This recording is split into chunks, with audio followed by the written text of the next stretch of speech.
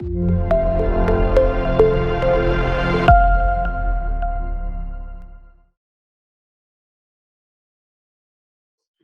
everyone. It's Luke Greenwood here, the European Director for a mission called Steiger. I'm with Marisa here from Poland, who will also be sharing a bit from our experience in the mission. We're really excited to have you guys join us on this network seminar. We want to be talking about what we believe is one of the biggest challenges for us as a church today and in missions. I believe the front line of missions today is in city centers, reaching young people and young adults who wouldn't usually walk into the church. We're growing up in a culture that is increasingly secularized. Many of the younger generation are apathetic towards the church or even hostile towards the idea of Christianity or institutionalized religion. And we believe at the same time that the gospel is powerful today and that people are spiritually hungry, even if they don't show it at first. And so we want to explain a bit what we mean by secular young people, or by, as we call it in the mission, global youth culture, and some ideas of how to reach them. And then Marisa will share a few examples from that. So I'll just be sharing my screen here with you guys. So we see in Steiger this huge challenge of reaching the global youth culture. And one of the biggest issues is that there are a number of lies that we believe in our culture today that stop people from looking for God or being open to hear more about him. For example, lie number one, we can only be sure of the things we see. We're told that if you can buy it, if you can Google it, then you can know, you can have some certainty. But those bigger questions of life, those existential or spiritual questions, nobody knows the answers to. But these are the most important questions in life, like who am I? And why am I here? And what's the point of it all? And how can I find real meaning and belonging in my life? And these are questions that are crucially important, yet we're told that nobody really knows the answers to these. And we're left wondering, searching, looking with so much uncertainty today. That's backed up by another lie, that we're here by accident, that we're just a product of an explosion in the sky or chemical reactions, and that therefore our life can't really have meaning beyond those material things. And many are growing up believing this, and it affects our identities in a big way and the way we see ourselves. You might think, well, how is it we live with these thoughts that nobody really knows the answers to the big questions, or that I'm here by accident? Well, for a lot of people today, that means just trying to live for the here and now, and to say that everything's going to be okay. I just have to live my life, enjoy my life, get on with things, not think too much about those bigger questions. Let's just enjoy the here and now. But we find that that leaves us with an emptiness, with a void inside. And so for many, that's meant addictions. It means trying to fill that void with things like social media or video games or pornography. All these things are becoming huge addictions in our culture today, and are hugely destructive. And that's outside and inside the church, huge issues. Another lie, we believe, is that we can be whoever we want to be. And that can seem freeing. It can seem like a great idea, like, wow, I can just decide who I want to be. I can be somebody special and unique. That's what a lot of the films are talking about today. But it has become the biggest burden we carry, because we have to try to figure out who we are, and nobody can tell us, and there is no reference of what's right or wrong, or a reference for our identity. And so we carry this burden of trying to figure out who we are and feeling like we're never getting it right, leaving us feeling lonely, anxious, and empty. Another lie that we're told is that it doesn't matter what you believe, that you can believe whatever you want. This, of course, leaves us confused. Like we're trying to figure it out. It's like consumer culture has taken over all areas of life, including our views and our spirituality. And so again, with no reference, we're left searching without answers. It affects our relationships as well, because another lie we're told is that love is just a passing feeling, that it doesn't matter if I move from one relationship to another, that love is just a feeling, that it's nothing absolute, and therefore it doesn't have any deeper meaning than that. We're left broken with this, unable to truly connect feeling like we can't belong.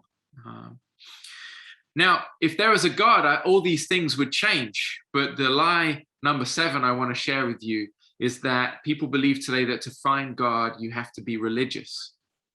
And what they mean by that is they imagine an old historic building or a tradition of the past that they don't identify with anymore. Maybe something their grandparents were part of, but that they feel is not for them. So they think maybe there's a God, but I could never be part of something like that. I just don't identify with that. I'm not religious, people will say today. And all these things leave us with these feelings of loneliness, anxiety, and lack of purpose. And that's how a lot of the younger generation is feeling today. But at the same time, there is hope, there's opportunity, because they're searching.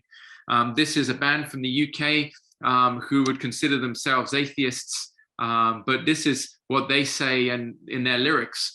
I have a hole in my soul growing deeper. The loneliness is haunting me, and the weight of the world is getting harder to hold up. Who will fix me now? Save me from myself. Don't let me drown. These lyrics are, for me, so deeply spiritual, and they're at the same time a cry of this generation saying there must be something more to life than this. Don't let me drown. Save me from myself. And that coming from a culture that puts me, myself in the center, to say, save me from myself. And it is what many people are saying and asking today, despite those lies in our culture that stop us from looking to God, from looking for something more. We know there's something missing. And I see beauty in this generation as well. There's so much common ground with us, in the sense that young people today are searching for something better. They want to make this world better. They're going to the streets to protest for equality, for justice, for love, to save the planet. So many godly things are showing godly character there, and yet they're confused about that. But there is a lot of common ground, a lot of opportunity for us to go and to meet people who are looking for answers. And I believe that that's there because of what C.S. Lewis said, that they find in themselves something that this world cannot satisfy. And the best explanation for that is that they were made for more. And that's what I believe they need to hear today, that they don't have to be religious to know God, that there is a God who loves them. And that if they find this God, it would change everything. Because if there is a God, then we can be sure of things we cannot see. That means there is truth out there that we can find related to our identities, who we are, why we're here, and the bigger questions of where all of this came from and where are we going, and is there a God? We can find the answers to these questions. There is truth to be found out there. Also, if there is a God, then we're not here by accident, but we were made by a loving God who has a perfect plan for us and who gives us deep meaning and value. It's the truth that we are precious because we were made by this loving God. And if that's true, then we also know that everything's not okay until we find him, because there is a void, there is something missing, and it's him. And when we find him, we are complete and we know who we are and why we're here. If there is a God, then I don't have to figure out who I am. I don't have to just try to strive and search without any reference, but I can know who I am, and I can look to my origins, to my roots in the one who made and created me, and I can discover who I am in him. If there is a God, then it does matter what you believe. That means that there is spiritual truth out there. It means that we can have these conversations and discover a God who reveals himself. And if there is a God, then love is not just a passing feeling. Love is kind, love is patient, love does not envy, love is eternal, as it says in 1 Corinthians 13. There is no greater love than he who gives his life for his friends, as Jesus said and demonstrated on the cross. So love has an origin. It comes from God, and it is so much more than a feeling. It is a sacrificial, deep commitment that he showed, that he taught us and that he showed us. And this generation needs to rediscover that love, which generates true relationships, true community, and ends that feeling of loneliness and of not belonging. And if there is a God, then I don't have to be religious to know him, but I can find him because he doesn't fit in the box we call religion, but he's so much bigger than that. And that's exactly what Vicky found, who my wife is hugging in this picture. We have a team here in Wrocław, Poland, who go to the streets to share the gospel with this younger generation. And we met Vicky in a protest on the streets one day that our team was joining to talk to people, to listen to people. One of our team members stood up on a park bench and preached a bold message, and Vicky listened. Afterwards, my wife and some others talked to her. She wasn't so interested in the message, but she accepted prayer. And as they prayed for her, she felt God's presence, and she started to laugh and cry at the same time. And she said, "What's happening to me?" And our team could share that it was God's love coming over her. And she ended up becoming part of our group, having meals in our home, becoming part of our family and being welcomed into community.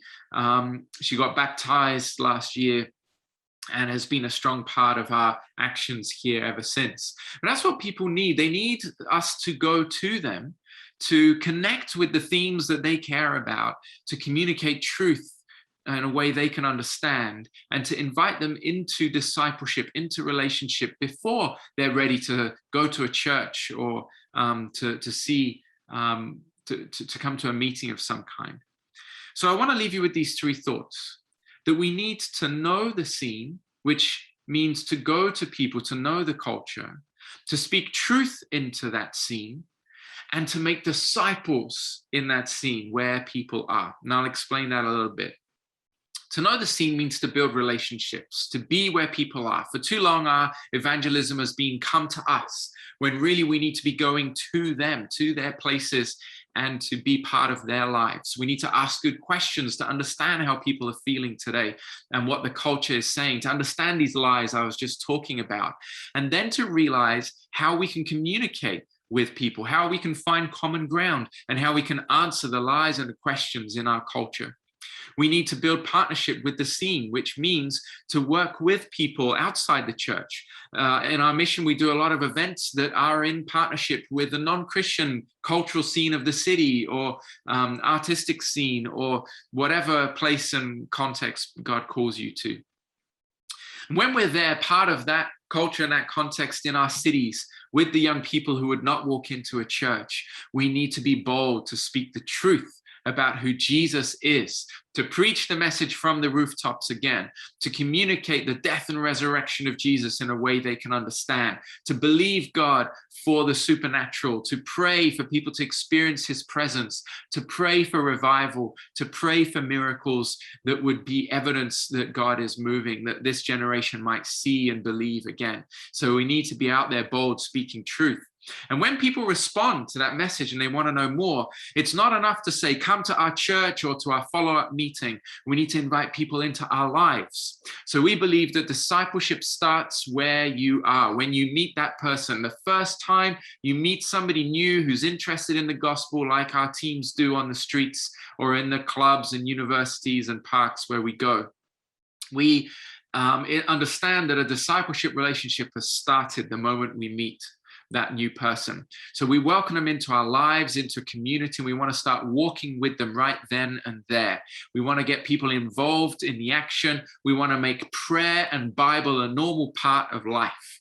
And that is making disciples in the scene. So I want to end with a story from one of our teams. We have Steiger city teams in global cities around the world, in over 100 global cities around the world.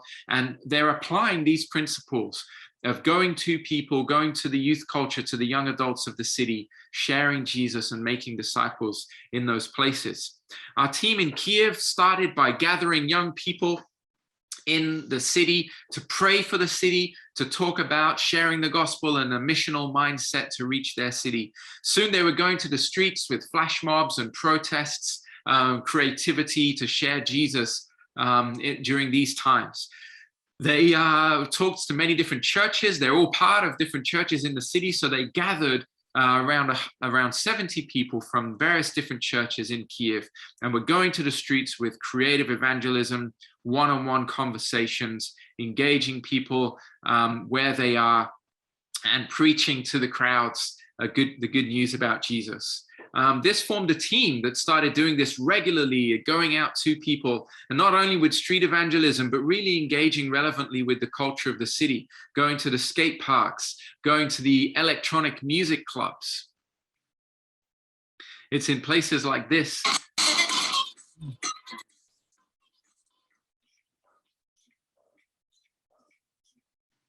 It's in places like that that they can really get to know the people who wouldn't walk into a church, and to understand the questions they have and the challenges and the obstacles to them understanding who Jesus is today. They were sharing with the creative artwork around the city about a Bible study for the non-religious, which is what many of our teams do. An opportunity to read the Bible with those who have never read it before. It's an invitation for those from the clubs and from the parks and the festivals and universities where they're sharing the gospel to come and be part of a spiritual conversation, a conversation around the Bible, to understand more about who Jesus is and what the Bible actually says. It's amazing to read the Bible with many who have not read it before. The Kiev team then found a large house in the center of the city that they could rent together as a team and start inviting even non-Christians to move in and live with them, and to form a place for community, a place where people could hear more about Jesus through creativity and really discover prayer and Bible for the first time.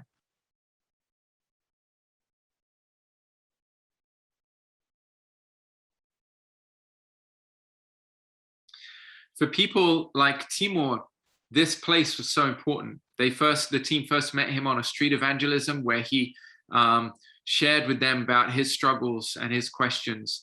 He started coming to the house where they were all meeting. He started learning more about who Jesus is through a Bible study, and he got baptized only a month or two ago.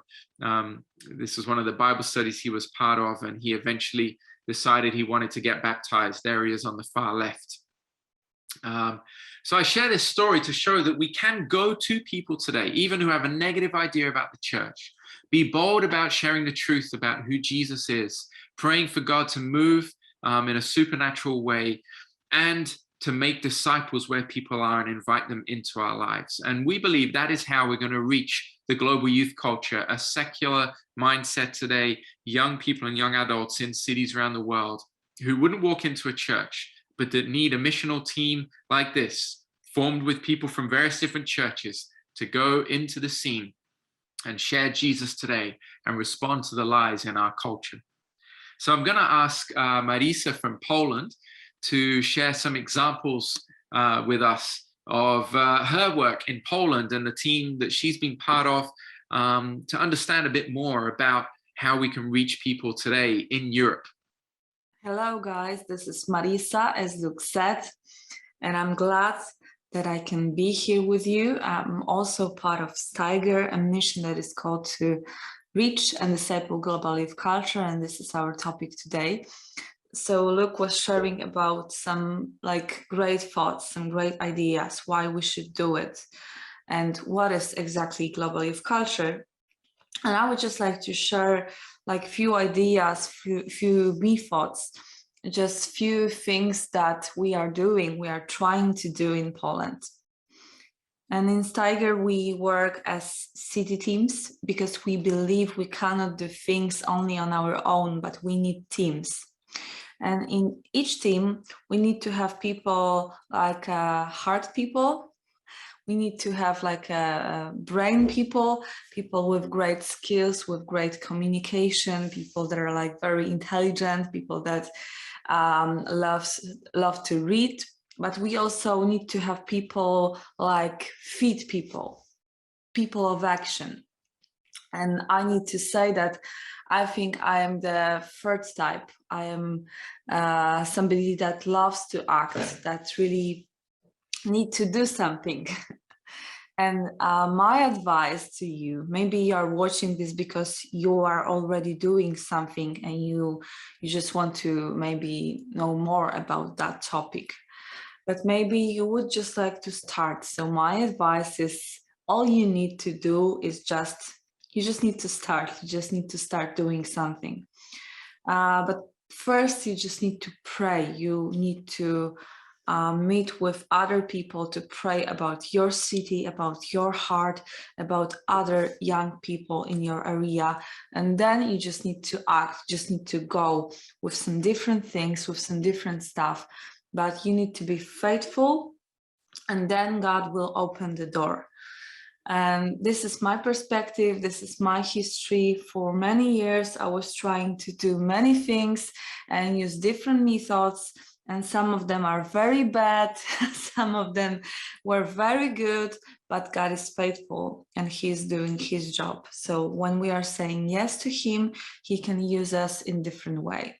So now I would just like to show you some few photos and just tell you what we are doing in our teams, what we are doing in Steiger in Poland, how we are reaching people. So now I'm gonna share my screen, and probably you will see some photos. So that's the great photo. That's a great photo. I love this photo, not because there's so much food here, but there's so many people. You cannot see maybe all those people here, but there was so many people there. Salvation Army, you probably know Salvation Army, had a rule that three times says soap, soup, salvation. So first you need to feed people, and then you need to preach them the gospel. So this is exactly what we are doing to reach and to disciple people. So this photo was made on Poland Rock Festival. It's a great festival for thousands of people in Poland, but also from the whole Europe. And every day we are inviting people to have a breakfast with us. So we are doing free breakfast, and then we are inviting people to just sit with us, to eat a sandwich with us. And with this really small thing, we had some amazing story of God's power. So that's the one thing. And we also want to open our houses, open our fields, to invite people just to spend time with us and just to eat with us. That's a very, very simple one. This is exactly from the last year. I wanted to share this with you because we are still during the pandemic time.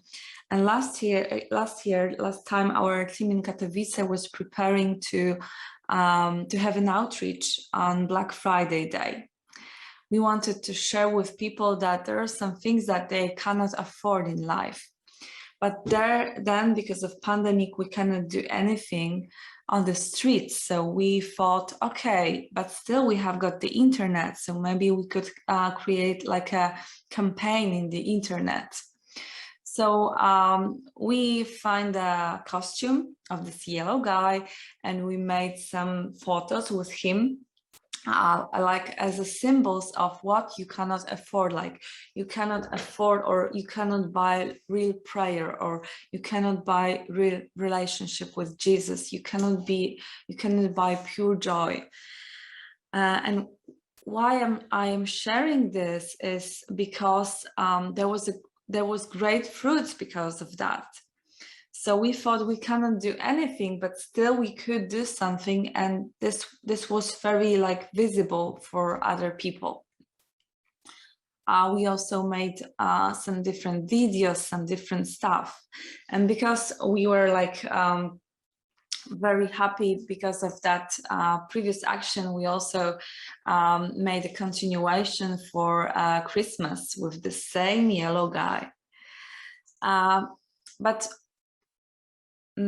also we love going out to the streets, but we also love going out to places where young people are meeting. And this photo was made in Poznań, in a place near to the river, a very known Polish river. We have the seminar there, and we gather some people from churches to go with us and just to help them how to reach young people there. And I need to say that we are using very simple methods, like those two mirrors that you can see. So the task is you need to invite people just to look into the mirror to see a great masterpiece. So people are like, no, but this is me, I'm not a masterpiece. But then we are asking them question, hey, have you ever think, who created you, who made you? Why you look like that, why you are like that? So from that simple method, we have got amazing conversation. And I'm showing you this photo because it was like the amazing day for me, with many amazing conversation, very deep and very good. So almost every week we are going out to the streets with things like this, with very simple methods, and young people are very open for that. That's the other stuff that we are doing in Katowice, in my city. Most of global youth culture today think that people from church are like very boring people. You're so boring. You have no passion, you have like no skills, you cannot think, you're no intelligent, etc. And by this action, by this campaign, we want to tell them that we are colorful and we are different. We are from different countries. We have got different interests. We have got different passions. We are working in different places. So we created a gallery with about 500 people from different churches in my city. And we wanted to show it not only outside, but also in the internet, to show to young people that is different, that they think, and also church is different, and it's very colorful. And we have got some great conversation with this action. And here we have another photo. That's a photo of exhibition of an art gallery, mode gallery, made by Sarah Kukier. She's just finished her studies about fashion, and she created a great exhibition that was very well known in Poland, and even Vogue magazine in Poland was written about that exhibition and about that project. So that project was called The Construction of the Culture of Religious Correctness.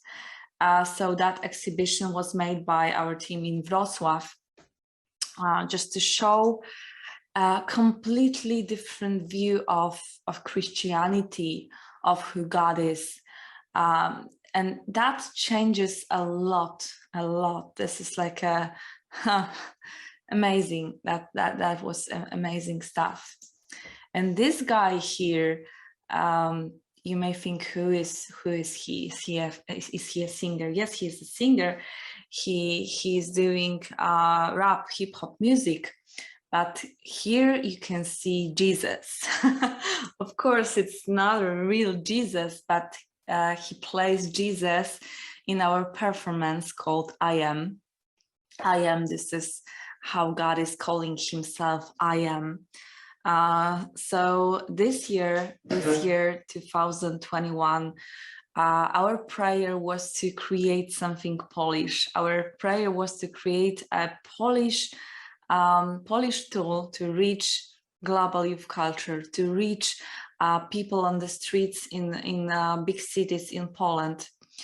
And through that prayer, we invited different artists in Poland, different musicians, as Marysia here, she's studying jazz music, and other people, to create a performance that would show a death and resurrection of Jesus Christ, but also to show questions that young people have and answers that our God has for them. And we could see great fruits through that project. We made 2 tours. One of them was during summer, and second one was during this autumn. And we could see really people were very touched by God's power, by this word, because when we are showing God's death and his resurrection, we are telling about something that is very powerful, and that's the most powerful thing in the whole world. So God is using this, and God is using this tool. So some of guys that showed this performance are already in churches. Some of them are even after their baptism. So this is how it really works. So as you can see, you can use some small things, but you can use also some bigger things. You just need to use your creativity and just to look around you. Who is around you? What can I do with all my gifts, with all the giftings that I have, with all those people that I have in my team? And then you can always come back to just the simple methods like auction of people and the question, how much is your life worth? Like, how much will you pay for your life? Or things like this. You can always go back to just simple prayers and to simple conversation. But then, very, very, very important thing. So today we are speaking not only how to reach people, not only how to evangelize, but we are speaking, and our topic is how to also to disciple global youth culture. And that's why I'm showing you this photo. It's Luke's wife here, Anya, but these are also 2 girls. So one of them, she has seen our No Longer Music show like 2 or 3 years ago, but her mate, she has seen our new performance, I Am, this holiday on our first tour, and she was very touched by that. So then we invited one girl from my team to have meetings with those 2 girls, and she had meetings with them every single week, just to pray with them and just to read the Gospel of John every week. So now these 2 girls, they are part of the church, and their life is changed a lot, and they are committed to love Jesus and to serve him. So that's the way what we can do. So we need to really to meet with people. We don't only want to do like great actions, great projects, but this is the goal is to meet with one person, like with these 2 girls that I had some meetings with. So this is our heart, to get into the heart of right people, to meet with them, to open your hearts, to open your home with them, to create a safe space for them to sit with you, to eat with you, to pray with you, to read the Bible with you, and to see what does it really mean to be with Jesus, to follow Jesus in everyday life. And you may think that today people are not open, and young people are not open for the gospel. So like from the from the first point, when they're hearing Jesus, church, as I said, they think boring, that's not for me. But when they hear relation, when they hear community, when they hear invitation, when they hear young people, when they hear love, joy, pure, when they hear community, they are very open. They are very open. And I am also part of a mission that is called Generacja Plus, that is working with young volunteers all over Poland. And I remember a few years ago, we had a tool called just youth clubs, and we were inviting people to come to our youth clubs during holidays. And I remember even a few years ago, people they weren't so much open.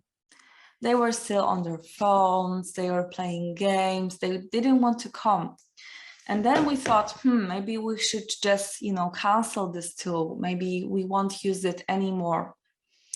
But we need to say that like last 2 or 3 years are just amazing. So I think this year, for all of our youth clubs, about 500, not 500, but 50 people to even 100 people every day, they were coming. So like this is in Jaworzno. This is quite, not like a very, very big city, but almost 100 people were coming every day and every day and every day to listen to the gospel, to listen to people that are sharing about Jesus. Isn't that amazing? So that can really show us that people are open and people are hungry, and we really need to do something. We really need to pray and to fight, and God will use us. If God can use me, then God can use you. So you just need to start. You need to have a team, and you just need to have creativity, but you have your creativity. And you just need to have open heart for people, and God will open the door of their hearts. If your heart is open, their hearts also be open. So thank you for listening this, and I pray that God will use each one of us to be in that mission and to bear some good fruits.